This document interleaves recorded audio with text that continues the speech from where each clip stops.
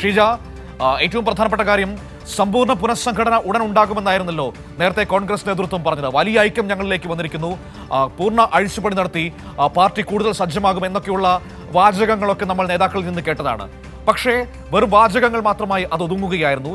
ഇപ്പോൾ സമ്പൂർണ്ണ പുനഃസംഘടനയില്ല, പകരം ഒരു ഭാഗിക പുനഃസംഘടന എന്ന നിലയിലേക്ക് കാര്യങ്ങൾ എത്തുന്നു. എന്താണ് സംഭവിച്ചത്?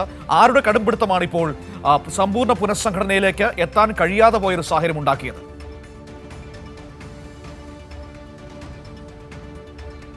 തീർച്ചയായും മനു, ഏതായാലും പ്രധാനമായും പ്രതിപക്ഷ നേതാവിന്റെ കടുംപിടുത്തം തന്നെയാണ് ഈ വിഷയത്തിൽ ഒരു പൂർണ്ണ പുനഃസംഘടനയിലേക്ക് കാര്യങ്ങൾ എത്താത്തത് എന്ന് തന്നെയാണ് മനസ്സിലാക്കാൻ സാധിക്കുന്നത്. കാരണം വലിയ രീതിയിലുള്ള തർക്കങ്ങൾ, കടുംപിടുത്തം ഒക്കെ കോൺഗ്രസിനുള്ളിൽ നിലനിൽക്കുന്നുണ്ട് എന്നുള്ളതാണ്.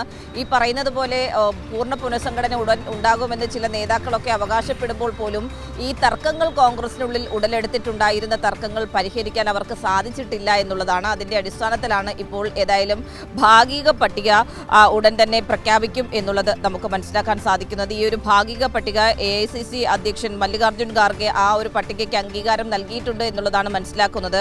അങ്ങനെയാണെങ്കിൽ ഭാഗിക പട്ടികയിൽ ജനറൽ സെക്രട്ടറിമാരും വൈസ് പ്രസിഡന്റുമാരും ട്രഷററും മാത്രമായിരിക്കും ഉണ്ടാവുക എന്നുള്ളതാണ്. മറ്റ് KPCCയുടെ സെക്രട്ടറിമാരുടെ കാര്യത്തിലൊക്കെ തീരുമാനം ഉണ്ടാവുക പിന്നീടായിരിക്കും എന്നുള്ളതാണ് മനസ്സിലാക്കാൻ സാധിക്കുന്നത്. ഏതായാലും പുതിയ DCC അധ്യക്ഷന്മാരുടെ പ്രഖ്യാപനമടക്കം വൈകാനുള്ളൊരു സാധ്യത തന്നെയാണ് ഇവിടെ നിലനിൽക്കുന്നത്. നേതാക്കൾ തമ്മിലുള്ള തർക്കം അത് തന്നെയാണ് ഏതായാലും പ്രധാനമായും ഈ ഒരു സമ്പൂർണ്ണ പട്ടികയ്ക്ക് ആ രീതിയിൽ പ്രഖ്യാപിക്കാൻ കഴിയാതെ പോകുന്ന ഒരു അവസ്ഥയിലേക്ക് എത്തുന്നത്. കാരണം ഇതിൽ ഏറ്റവും പ്രധാനപ്പെട്ട കാര്യം ഞാൻ നേരത്തെ സൂചിപ്പിച്ചതുപോലെ തന്നെ പ്രതിപക്ഷ നേതാവ് VD സതീശൻ സ്വീകരിക്കുന്ന നിലപാടുകൾ തന്നെയാണ്. VD സതീശന്റെ കടുംപിടുത്തം, VD സതീശൻ പറയുന്ന രീതിയിൽ കാര്യങ്ങൾ മുന്നോട്ട് പോകുക എന്നുള്ളത് ഉണ്ടാകാത്തൊരു പശ്ചാത്തലത്തിൽ കൂടിയാണ് ഇത്തരത്തിൽ കാര്യങ്ങൾ വഴിമുട്ടി നിൽക്കുന്നത് എന്നുള്ളതാണ് മനസ്സിലാക്കാൻ സാധിക്കുന്നത്. കാരണം ഒരു തരത്തിലുള്ള അനുനയ നീക്കങ്ങൾക്കും നിൽക്കാതെ താൻ പറയുന്ന രീതിയിൽ തന്നെ കാര്യങ്ങൾ മുന്നോട്ട് പോകണം.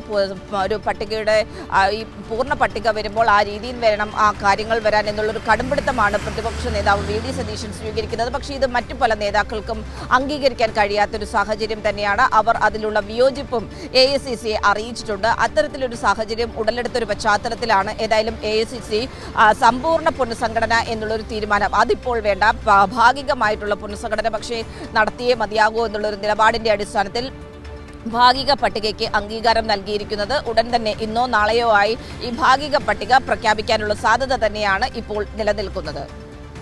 ആ ഭാഗിക പട്ടികയിൽ പോലും കൃത്യമായൊരു നിലപാടുകൾ, അതായത് ഒരുമയോടുള്ളൊരു നിലപാടിലേക്ക് പോകാൻ അവർക്ക് കഴിഞ്ഞിട്ടില്ല എന്നാണ് മനസ്സിലാക്കുന്നത്. ആ ഭാഗിക പട്ടികയിലും വലിയ തർക്കങ്ങൾ നിൽക്കുന്നു എന്നാണ്. അതായത് ഒരു സംഘടനാ സംവിധാനത്തെ പോലും ഒറ്റ മനസ്സോടെ ഒരുമിച്ച് കൊണ്ടുപോകാൻ കോൺഗ്രസ് നേതൃത്വത്തിന് കഴിയുന്നില്ല എന്ന ഒരു വളരെ പ്രധാനപ്പെട്ട രാഷ്ട്രീയ സാഹചര്യം നിൽക്കുകയാണ്.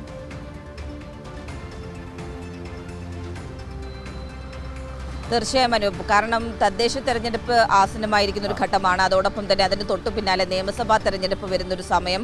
അപ്പോൾ അത്തരത്തിലൊരു സാഹചര്യത്തിൽ പാർട്ടി ഒറ്റക്കെട്ടായി തെരഞ്ഞെടുപ്പിനെ നേരിടേണ്ട ഒരു ഘട്ടമാണ്. പക്ഷേ അതിന് പോലും കോൺഗ്രസിന് സാധിക്കുന്നില്ല എന്നുള്ളത് തന്നെയാണ് ഇവിടെ വലിയ വിമർശനം അണികൾക്കിടയിൽ ഉൾപ്പെടെ ഉയർന്നു വരുന്നതിന് ഇടയാക്കിയിട്ടുള്ളത്. കാരണം വലിയ തോതിൽ ഉള്ള പ്രതിഷേധം, ഇത്തരത്തിൽ നേതാക്കൾ തമ്മിലുള്ള തർക്കം കാരണം ഈ പുനഃസംഘടന വൈകുന്നു എന്നുള്ളത് പാർട്ടിയെ ബാധിക്കുന്നു എന്നുള്ളത് ആരും തിരിച്ചറിയുന്നില്ല എന്നുള്ള കാര്യം ചില നേതാക്കളെങ്കിലും പറയുന്നുണ്ട്. പക്ഷേ ആരും പരസ്യമായി അത്തരത്തിലൊരു പ്രതികരണത്തിന് തയ്യാറല്ല എന്നേ ഉള്ളൂ. പക്ഷേ ഇത്തരത്തിലുള്ള തർക്കങ്ങൾ അത് മൂർധന്യാവസ്ഥയിൽ തന്നെയാണ് കോൺഗ്രസിലുള്ളത്.